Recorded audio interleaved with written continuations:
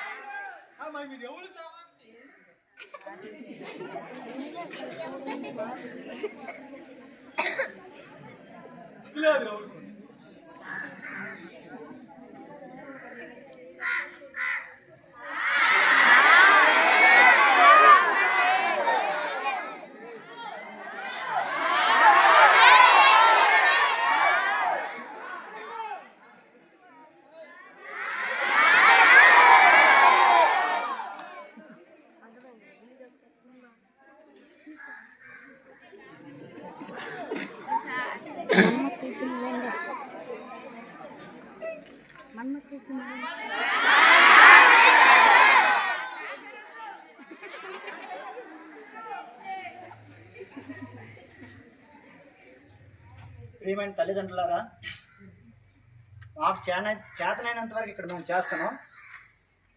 మీ పిల్లల్ని మీరు కనీసం కంట్రోల్ పెట్టకపోతే మీ స్కూల్కి పంపించడం వృధా అవుతుంది. ఎందుకంటే ఇక్కడ మా ఉపాధ్యాయులు మేము ఎంత కష్టపడి పనిచేసినా కూడా ఎలాంటి ప్రయోజనం ఉండదు. మీరు మీ పిల్లల్ని అద్దెలో పెట్టుకోకపోతే మీరు పాఠశాలకు పంపించడం వృధా అవుతుంది. ఇది మైండ్లో పెట్టుకుని మీరందరూ కూడా మీ పిల్లల్ని చదువు కోసం పంపిస్తే శ్రద్ధగా ఇంటి దగ్గర చదివించండి. ఇంకా దేనికోసం అయితే పంపిస్తే పాఠశాలకు పంపించొద్దు. ఇది నా యొక్క విజ్ఞప్తి. ఓకే.